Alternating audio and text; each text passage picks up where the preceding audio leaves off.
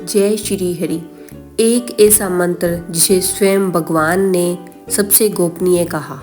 माघ मास कथा श्रृंखला में आप सभी का हार्दिक स्वागत है।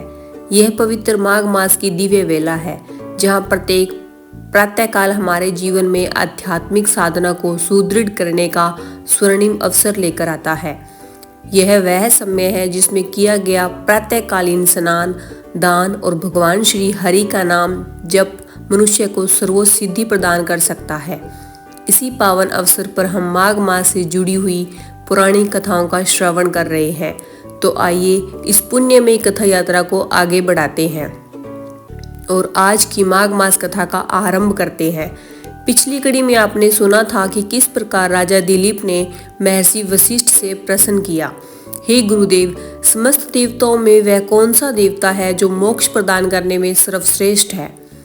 इस प्रश्न के उत्तर में महर्षि वशिष्ठ ने एक प्राचीन पौराणिक कथा सुनाई, जिसे नारद मुनि ने ब्रह्मा जी से सुना था। उस कथा में ब्रह्मा जी और भगवान श्री विष्णु के मध्य दिव्य संवाद होता है। भगवान श्री विष्णु ब्रह्मा जी से कहते हैं, हे ब्रह्मा, मेरी आराधना करना, समस्त कर्मों को मुझ में अर्पित करना, अनन्य भाव से मेरी शरण में आना, अपने सभी कर्मों के फल मुझे समर्पित कर देना, मेरे अतिरिक्त किसी अन्य साधन पर भरोसा न रखना और किसी भी वस्तु का संग्रह न करना, यही शरणागत भक्त के नियम है। ऐसे गुणों से युक्त पुरुष को ही इस उत्तम मंत्र का उपदेश देना चाहिए। भगवान कहते हैं, इस मंत्र का ऋषि में स्वयं सनातन सर्वव्यापी नारायण हूँ। लक्ष्मी सहित मैं ही इसका देवता हूँ। वात्सल्य रस के समुद्र, समस्त लोकों के ईश्वर, सर्वशक्तिमान, सर्वव्यापक, कृपा और करुणा के सागर, लक्ष्मी सहित मैं नारायण ही इस मंत्र का अधिष्ठाता देवता हूँ। अतः भगवान विष्णु के दिव्य स्वरूप शंख, चक्र, गदा और पद्म धारण करने वाले, जिनके वाम भाग में माता लक्ष्मी विराजमान है, का श्रद्धा पूर्वक ध्यान और पूजन करना चाहिए। भगवान कहते हैं कि यदि इस विधि से एक बार भी पूजन कर लिया जाए तो वे पूर्ण रूप से संतुष्ट हो जाते हैं। भगवान की यह वाणी सुनकर ब्रह्मा जी अत्यंत विनम्र होकर कहते हैं, हे नाथ, आपने इस उत्तम रहस्य और मंत्र रत्न के प्रभाव का सुंदर वर्णन किया है। आप ही समस्त लोकों के पिता, माता, गुरु, सखा, भ्राता और शरण है। हे दया सिंधु, कृपा कर मुझ इस मंत्र की दीक्षा विधि विस्तार पूर्वक बताइए, ताकि लोक कल्याण हो सके। तब भगवान श्री विष्णु ने मंत्र दीक्षा की उत्तम विधि बताते हुए कहा, मेरे आश्रय की सिद्धि के लिए सर्वप्रथम एक प्रमाणिक और वैदिक ज्ञान से संपन्न गुरु की शरण लेनी चाहिए।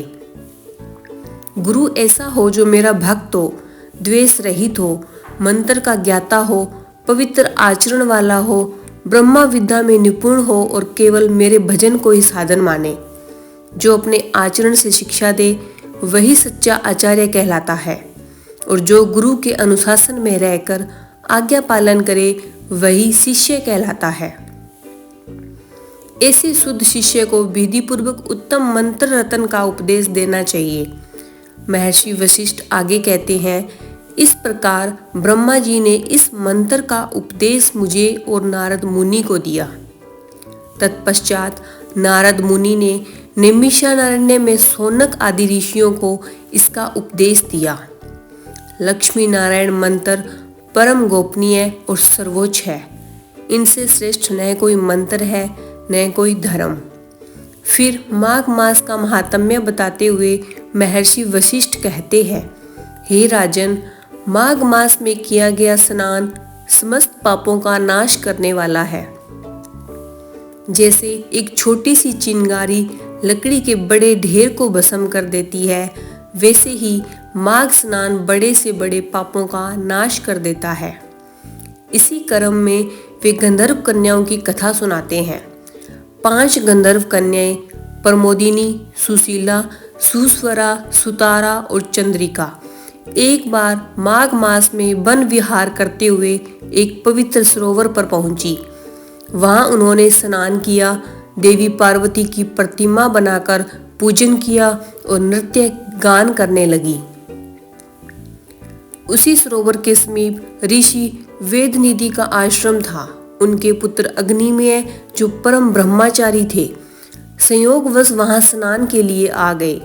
उनके सौंदर्य को देखकर गंधर्व कन्याएं मोहित हो गई, किंतु ऋषि कुमार ने योगबल से स्वयं को अंतर्ध्यान कर लिया। जब कन्याओं को वह युवक न मिला तो वे व्याकुल होकर अपने गृह लौट गई।